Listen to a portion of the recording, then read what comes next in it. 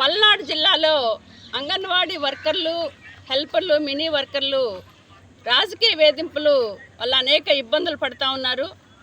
ప్రధానంగా ఈరోజు నాదెళ్ల ప్రాజెక్టులో గంగన్నపాలెంలో ఏసుమణి అనే అంగన్వాడీ వర్కరు డ్యూటీలో ఉంది. డ్యూటీకి వచ్చిన ఆమెని అక్కడ కక్షపూరితంగా సెంటర్కి వెళ్ళి కొద్దిమంది మహిళలు ఆమెను బయటికి లాక్కొచ్చి తాళాలు వేసిన పరిస్థితి ఉంది.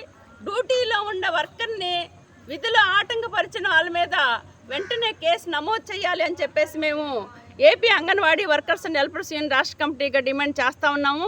అట్లనే ఒక గంగన్నపాలెమే కాదు, ఈరోజు పల్నాడు జిల్లాలో అది నరసరావుపేట ప్రాజెక్టు, మాచర్ల ప్రాజెక్టు, అట్లనే సత్తెనపల్లి ప్రాజెక్టు, రకరకాల ప్రాజెక్టులో రాజకీయ వేపులు ప్రారంభమైనవి. మేము దీన్ని అదుపు చేయాలి అని చెప్పేసి ప్రధానంగా ఇక్కడున్న తెలుగుదేశం ప్రజాప్రతినిధులుగా గెలిచిన ఎమ్మెల్యేలు ఎవరైతే ఉన్నారో వాళ్ళని రిక్వెస్ట్ చేస్తూ ఉన్నాం. గతంలో కూడా అంగన్వాడీ వర్కర్లు, హెల్పర్లు, మినీ వర్కర్లు అనేక బాధలు పడ్డారు, కష్టాలు పడ్డారు.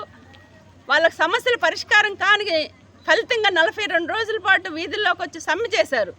సమ్మె చేసిన కాలంలో ఇక్కడ ఉన్న అందరూ కూడా వచ్చి మా ప్రభుత్వం వస్తే అంగన్వాడీల కష్టాలు తీరుతాయి అని చెప్పేసి చెప్పిన ఫలితంగా మేమందరం అంగన్వాడీల కష్టాలు తీరుతాయి అని చెప్పేసి ఆశించాం. నిన్న 1వ తారీఖున జీతాలు వేస్తే అందరం సంతోషించాం. కానీ ఈరోజు అంగన్వాడీల మీద వేధింపులు మాత్రం ఎట్టి పరిస్థితుల్లో సహించాం. వెంటనే రాజకీయ వేధింపులు ఆపాలి అని చెప్పేసి డిమాండ్ చేస్తూ ఉన్నాము. ఆపకపోతే రాష్ట్ర వ్యాప్తంగా జూలై 10 అంగన్వాడీల కోరికల దినం సందర్భంగా పెద్ద ఎత్తున అంగన్వాడీలు రాజకీయ వేధింపులకు వ్యతిరేకంగా ఆందోళన చేస్తామని చెప్పేసి కూడా ఈ సందర్భంగా హెచ్చరిస్తూ ఉన్నాం. Subbaramamma, AP anganwadi workers and helpers union రాష్ట్ర ప్రధాన కార్యదర్శి. ఈరోజు చూస్తూ ఉన్నాం పల్నాడు జిల్లాలో అంగన్వాడీలపై జరుగుతున్నటువంటి వేధింపులు కానీ, లేకపోతే అట్లాగే అంగన్వాడీలపై గ్రామ స్థాయిలో జరుగుతున్నటువంటి నిర్బంధం, ఒక రకంగా నిర్బంధించి రాజీనామాలు దగ్గరుండి చేపిస్తున్నటువంటి పరిస్థితులు కనపడుతున్నాయి. దాంతోపాటు ఈరోజు అమ్మాయిని పరామర్శించడానికి వచ్చాము. అసలు ఆ అమ్మాయి పరిస్థితి అంటే, అమ్మాయి డ్యూటీలో ఉంది.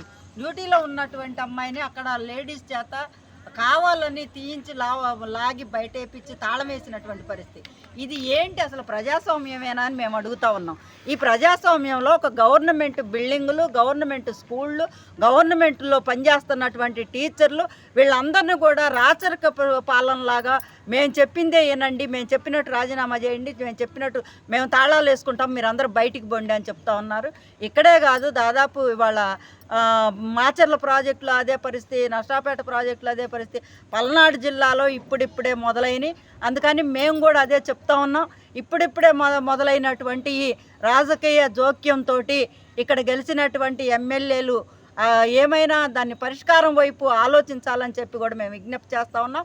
లేని పక్షంలో మేము మళ్ళీ ఇంకొక సమ్మె పోరాటానికి కూడా సిద్ధం అవ్వాల్సినటువంటి అవసరం కూడా ఉంటుందని చెప్పి మేము హెచ్చరిస్తూ ఉన్నాం. Anganwadi workers and helpers union జిల్లా కార్యదర్శి మల్లేశ్వరి.